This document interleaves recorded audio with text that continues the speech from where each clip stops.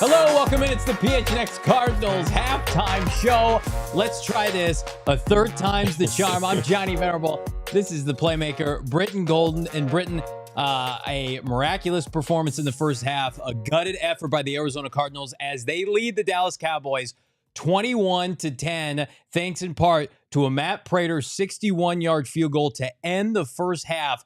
This team, for the second consecutive week, over 150 yards rushing. They're on pace to run for just under 300 yards on the ground in this game. Where do we begin? The run game. It's like we talked about before the game. They're moving the ball. We're getting positive yards on runs. They're making, we've had the dink-dunk passes, but they've gotten yards out of it. But the biggest thing is James Conner and the other running backs are moving the ball downfield. 16 carries, 182 yards. That's 11.4 yards per carry against this vaunted Dallas defense. And again, Dallas's offense is the story in terms of the pre-headlines for this game. They're missing multiple players on their offensive line, yet it's the Cardinals with their offensive line who has set the tone for this game. I'm going to read you some totals. James Conner, 7 for 71. Josh Dobbs, 2 for 51, including a 44-yarder. Rondale Moore, 1 carry, 45-yard touchdown. It's the opposite of the Cliff Kingsbury approach with Rondale Moore. Horizontal. How about north and south? Hey, he looks really good, north and south. He does. Especially when he's got that little burst of speed. So the Cardinals were up 9-3 in the first quarter, outscored the Dallas Cowboys 12-7 in the second quarter. It did feel like Cowboys had a chance. They had a chance to come back in with that final drive and get a touchdown and make this uncomfortable. And yet the Cardinals did a hell of a job, EG, forcing not a 3-and-out, but allowing them to get our guy Greg Dortch's big punt return. And then how about Josh Dobbs? A modest 12 for 15, 85 yards, but doing what's necessary to keep the trains on the tracks, doesn't turn the ball over in the first half. That's the big thing right now, and it's what we talked about before the season started with Josh Dobbs coming in and playing. Manage the game properly. Get us in situations where we can succeed on third down, third and short situations, and we can win. We can be in the mix to win games. They're up by 11. They're up by double digits for the second consecutive week. You guys are up big in the chat. Thank you so much. Like this video. Super chat time with producer Damon Dog. Free matter for the blind. $5. Let's not celebrate yet, but oh boy, here we come. I think you can semi-celebrate by saying again, this is not a fluke. I think a lot of people thought this coaching job by Jonathan Gannon and company, it's a fluke. It's just Washington. Oh, it's just the Giants. They're terrible. Dallas Cowboys were in everybody's top 5 for power rankings, right? Everybody's darling outside of San Francisco in the NFC. And now it's like, this is an ass kicking.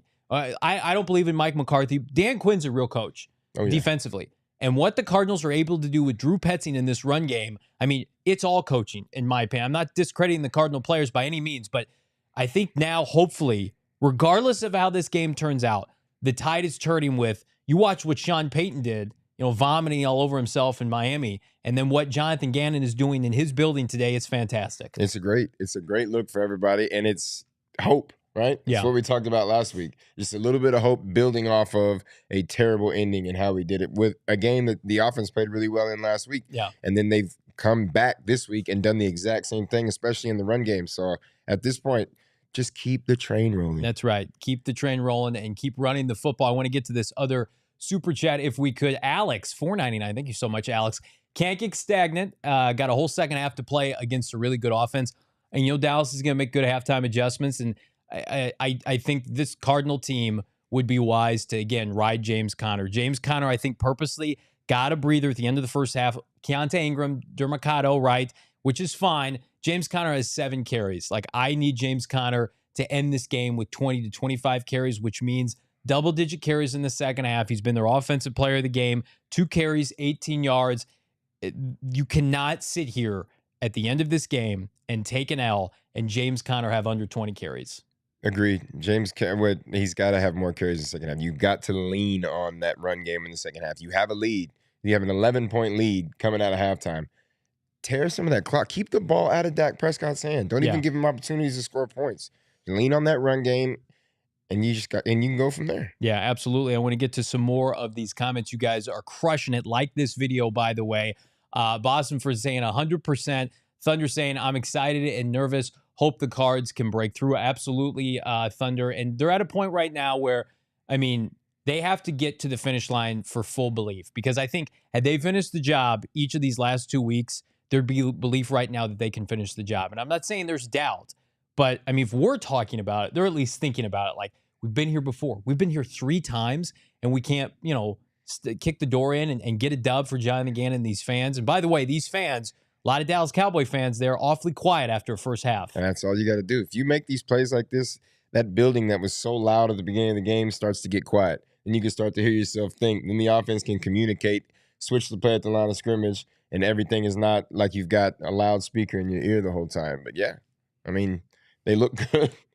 It's just keeping it up for another half. Yeah, you guys are crushing it in the chat. I want to get to another super chat. This is from Andrew, $5. Cowboys won't go down easy, but it looks like Dallas is tired out. Eager to see Kyler come back. I mean, you talk about this offense with Kyler Murray. This offense that's been explosive each of the last 2 weeks that has eclipsed, by the way, 20 points each of the last 2 weeks for the first time since when Kyler Murray got hurt.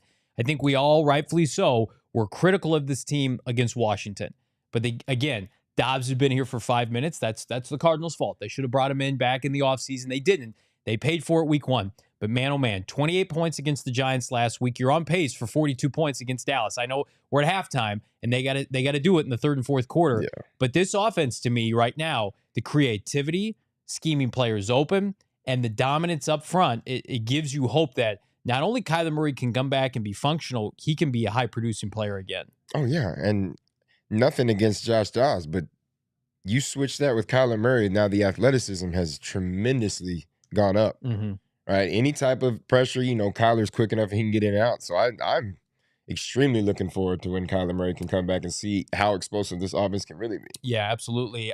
Sean in the chat saying, I love the Cardinals, but not confident they will finish this game with a dub. I mean, Sean, I'm with you. How can you be confident? And that's not, discrediting Gannon and company. They've been fantastic. I think it's just, do they have the horses to get it done? Dallas is one of the deepest teams in the NFL. I'm not blowing smoke. And you look at the Cardinals and what they do up front defensively. I thought they tired on the touchdown drive. I mean, you only have so much ammo in your arsenal, for lack of a better term, defensively. Like, how long can Jalen Thompson, who's been admirable, keep up with CeeDee Lamb, right? Chris Barnes, Josh Woods, how long can they slow down Tony Pollard and the tight ends? The Cardinals, to me, I'm not making excuses. Do they have enough firepower with the personnel that they have, which can be limited, to cross the finish line? Because it's a long second half, as we saw against the Giants last week. Well, and that's the thing. You also have to think about that part. Like, you've felt, as a fan, you felt let down the last 2 weeks. Yeah. You've controlled both of these first 2 games and then just completely fallen apart. Yep. So I can understand the fact where I'm not real sure yet, but we can only hope that the first 2 weeks were learning curves for these coaches and these players, and they know it and they understand it, and they go out there and hopefully keep their foot on the neck. That's right. I want to get to the super chatter. I watched week 1 and 2 from All Tech ZZ. Not so good. I just woke up from a nap and they're doing well. Coincidence? I think not. Die Hard. Much love from a Die Hard in St. Louis. Love the St. Louis football roots for the Arizona Cardinals, formerly of the St. Louis Cardinals. Great to see. And again, we're trying everything. I bought new shoes for today. Seems to be working at least through 2 quarters. Can it get us over the finish line? That remains to be seen. Jeremy, $2 super chat. Is Ertz done? High and fast throw, but another drop. We talked about it here in studio. I almost tweeted something out, but I laid off. I mean, no more Ertz targets for a while. Trey McBride, to me, more athletic. Ertz has dropped, I want to say, at least 3 or 4 passes these first 3 weeks. And again, I like Zach Ertz, but he gives you very little right now in the passing game. But again, like, I don't even know if I want to see Dobbs throwing it to Ertz. The run game needs to be how you win this game. You have to keep that ball on the ground right now. You've got to keep establishing the run. The offensive line has done an amazing job of setting the line of scrimmage. That is the key to it. They are firing off the ball and hitting the defenders before they can get ready to go. And that case in point, just opens the lanes for James Conner and guys to get through there. That's right. Owen, $2 super sticker. Thank you so much, Owen.